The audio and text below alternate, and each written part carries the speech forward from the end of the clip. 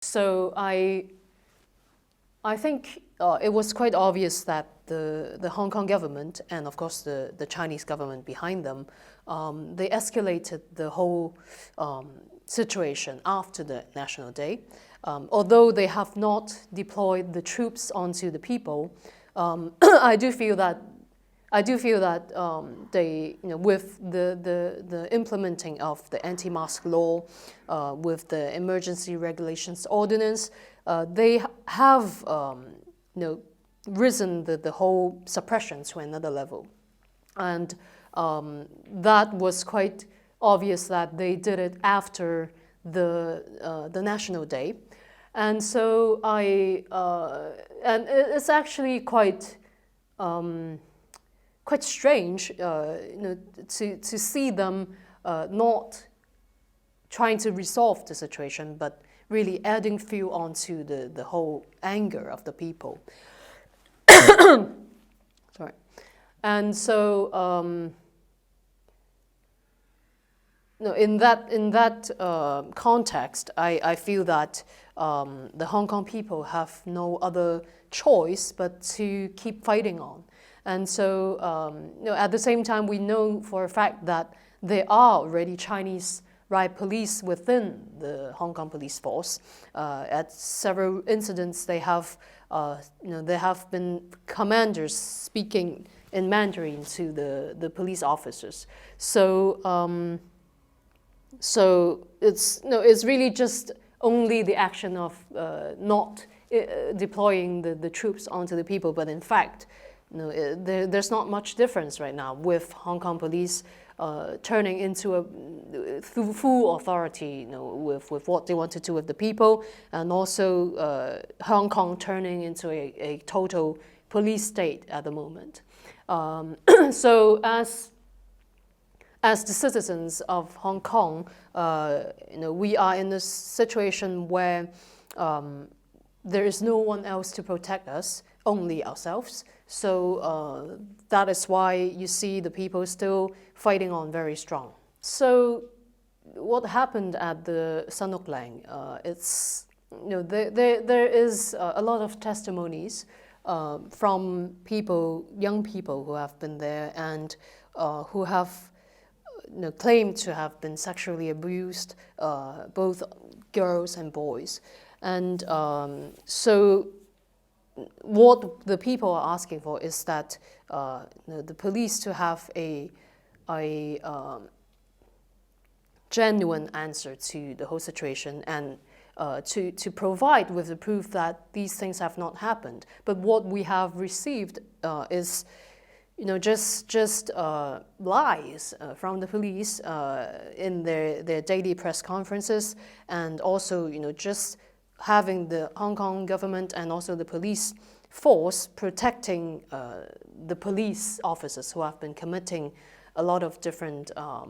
violations, whether it's with the tear gassing or with them arresting and beating up people for no reason on the streets, or at these detention centers. So, and also, of course, these very mysterious deaths along the weeks of 1 or 2 months, where we're seeing a lot of a rise of these deaths, whether it's suicides from the top of buildings, or finding numerous corpses floating in the sea. This is something that is raising a lot of concerns in the Hong Kong society, and each and every time the police claims that there's nothing suspicious about these deaths, and they refuse to do any reports on these very mysterious deaths. So just very recently, there has been a 15-year-old girl who has been found again dead in the sea, and she actually is one of the very prominent supporters of the movement, participating in different marches and rallies, and also she was a competition swimmer. So to find her after her family trying to have claimed that she has been missing, and then a week later to find her in the sea, that is something that is not an isolated situation. There has been several incidents very similar to this. So basically, Hong Kong people are very, very worried right now that maybe there has been a lot of deaths along these 4 months of protests that maybe the police have been covering up. So, of course, we have no concrete evidence that this is the doing of the police, but then a lot of evidence points to that direction. So, unless the police, unless we have an independent investigative council formed to investigate these situations, I don't think that anything the police say can gain the trust from the people. I think what is happening right now is, of course, the CCP. They are using these usual tactics that they have already used during the umbrella movement and also on their own mainland people, where they try to smear the whole movement with propaganda, and then, of course, at the same time, these regulations coming from the Hong Kong government trying to suppress the people. Say, for example, the anti-mask law is something that is a very wrong decision to use the ERO at this time. And so their way is, of course, to try to divide the people. But it is not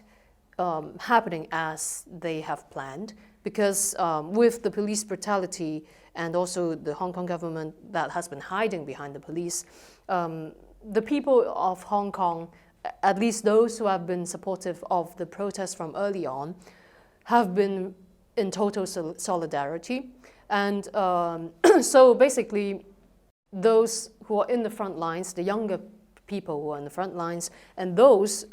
who are more maybe of the middle class, maybe of an older generation, we are together as one. So,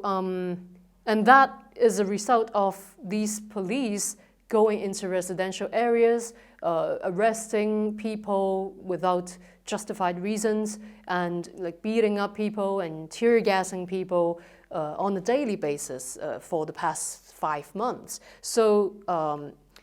it's a very interesting situation where there is no more, you are in the front lines and we are in the back, because at any given moment, you could be suddenly be in the front lines in face of the riot police. So,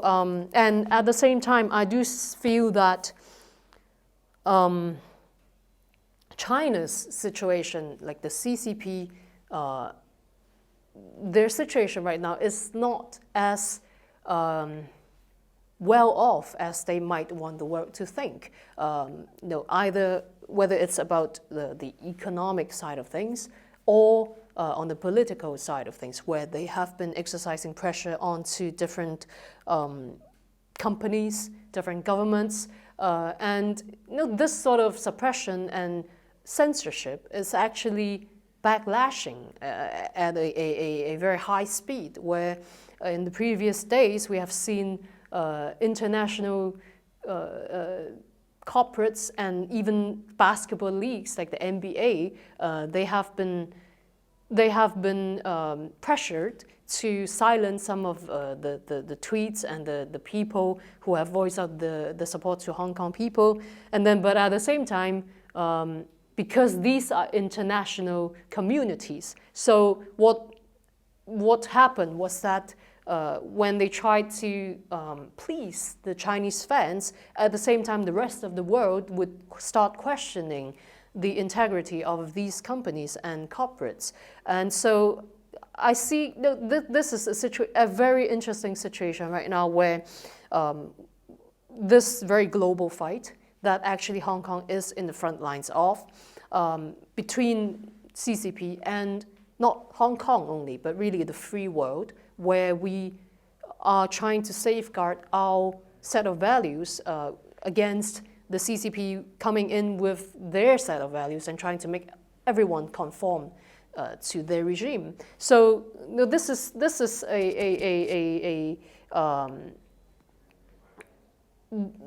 a situation where the Chinese government, they cannot ignore, because the usual tactics that they use on Hong Kong and on the Chinese companies, it's seemingly is not getting the same result that they would hope for. And so this, at the same time, it's making people in the international communities understand that this is something that concerns them also. Because when you have all these big corporates succumbing to this kind of pressure, and then at the same time giving up their integrity, then that is a huge problem for the whole world. And that is also when the world should stand up against this very this dictatorship that is eroding a lot of freedoms in the whole free world.